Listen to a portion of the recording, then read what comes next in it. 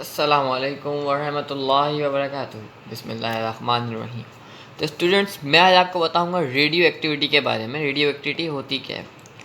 Radio activity बहुत आसान अमल है। देखें, हमारे उधर हमारे जितने भी हम आगे बढ़ते जाते हैं मॉडर्न मॉडर्न पीरियड टेबल में, तो उतने ही एटॉमिक नंबर इंक्रीज़ होता जाता है। क्या एटॉमिक नंबर इंक्रीज़ होता जाता है?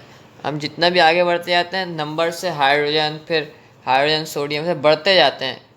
पहले 1 2 3 4 5 6 ऐसे ही जब इलेक्ट्रॉन बहुत ज़्यादा बढ़ जाते हैं, लिमिट ख़त्म हुई, तो इलेक्ट्रॉन तो प्रोटॉन्स ही बढ़ते हैं। इलेक्ट्रॉन्स के साथ प्रोटॉन्स ही बढ़ते हैं। इलेक्ट्रॉन और प्रोटॉन एक साथ, जितने इलेक्ट्रॉन होते हैं उतने ही प्रोटॉन होते हैं एक एटम के अंदर, तो प्रोटॉन्स ही बढ़ते हैं। तो इससे हमारे पास न्यूक्लियस का मास भी बढ़ता है। न्यूक्लियस का मास बढ़ने से एक वक्त ऐसा आता है, वो वक्त जब आता है जब हम 81 पे पहुंचते हैं एटॉमिक नंबर पे, जो कि लीड का है। यहाँ से ही शुरू होती है हमारे पास रेडियो एक्टिविटी। ये करेक्टरिस्टिक्स है। अगर हम करेक्टरिस्टिक कहें तो गलत बिल्कुल भी नहीं होगा। ये एक एटम की करेक्टरिस्टिक है कि 81 के बाद यहाँ पे जो एटम होता है उसका न्यूक्लियस, वो एक spontaneous disintegration invisible radiation emit करना शुरू कर देता है। क्या इनविजिबल रेडिएशन इमिट करना शुरू कर देता है 81 एटॉमिक नंबर के बाद लीड पे जब हम आते हैं। तो वो स्पॉन्टेनियस डिसइंटीग्रेशन उसके न्यूक्लियस से निकलती हैं। तो हम उन्हें कहते हैं रेडियो एक्टिव रेज। क्या? Radioactive rays. वो जो रेज होती हैं वो बहुत ख़तरनाक, वो जो है एक मजमुआ होती है, कॉम्बिनेशन होती है। और जो एलिमेंट्स ये रेज छोड़ते हैं उन्हें कहते हैं, जो ये रेज इमिट करते हैं उन्हें कहते हैं रेडियो एक्टिव एलिमेंट। क्या कहते हैं? Radio active elements. ये एलिमेंट में सबसे ज़्यादा जो रेडियो एक्टिव एलिमेंट जो है वो हमारे पास जो एग्जिस्ट करता है वो पोलोनियम है। अकॉर्डिंग टू न्यू रिसर्च, पहले सब लोग समझते हैं यूरेनियम, लेकिन जो सबसे अभी आजकल जो सबसे हमें न्यू रिसर्च के मुताबिक सबसे ज़्यादा रेडियो एक्टिविटी रेज इमिट करता है उससे हम कहते हैं पोलोनियम। ये सबसे ज़्यादा रेडियो एक्टिव एलिमेंट है।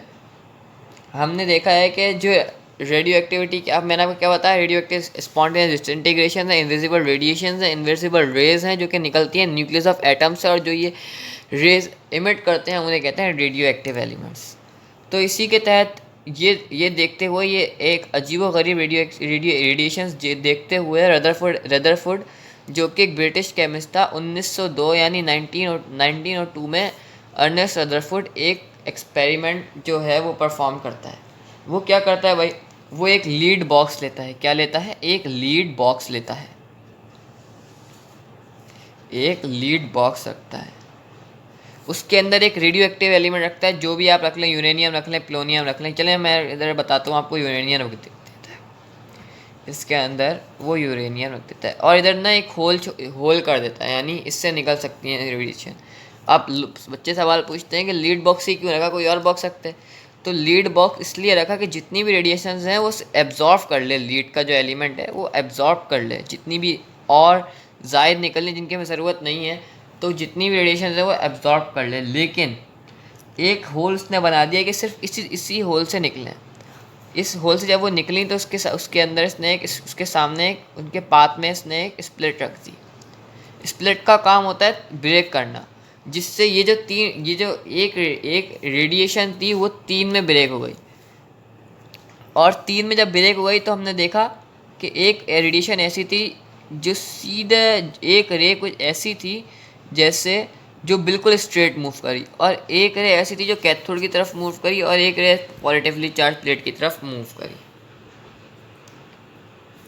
हमने इसके सामने 2 पैरेलल प्लेट्स भी रख दी थी, पैरेलल तरीके से ऐसे प्लेट्स रख दी थी। तो पॉजिटिव की तरफ मूव करी, नेगेटिव की। जब पॉजिटिव थी वो नेगेटिव की तरफ मूव करी, और नेगेटिव पॉजिटिव की तरफ मूव करी। अकॉर्डिंग टू कूलम्ब मैंने आपको पहले बता दिया था कि नेगेटिव पॉजिटिव की तरफ मूव करता है और पॉजिटिव नेगेटिव की तरफ। तो जो चार्जेस थे, जो अलग अलग चार्जेस की थी, वो एक दूसरे के साथ, वो अलग अलग चार्जेस में चले गई।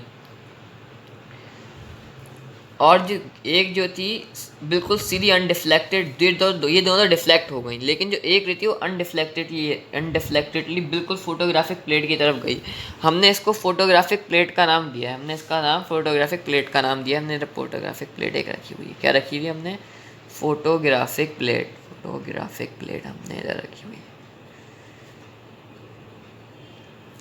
तो जो रे नेगेटिवली चार्ज प्लेट की तरफ मूव करी, हमने उसे क्या कहा, अल्फा रे, और हमने इसको पॉजिटिव रे कहा। और जो रे बीटा की जो रे पॉजिटिव की तरफ मूव करी, हमने उसे कहा नेगेटिव यानी बीटा रे। और जो रिमेन अनडिफ्लेक्टेड रही, हमने उसे कहा गामा रे। और ये शायद न्यूट्रॉन्स भी इसके अंदर मौजूद होते हैं। ये बीटा रेस, अल्फा रेस और गामा रेस की प्रॉपर्टीज़ मैं आपको अगली वीडियो में शेयर कर दूंगा। आपको देखने का बहुत बहुत शुक्रिया। रेडियो एक्टिविटी और रदरफोर्ड एक्सपेरिमेंट आपको मैंने समझा दिया है। अगर आपको फिर भी समझ में नहीं आया तो आप पूछ सकते हैं, मैं आपको दोबारा से वीडियोज़ अपलोड कर दूंगा। आपका बहुत बहुत शुक्रिया।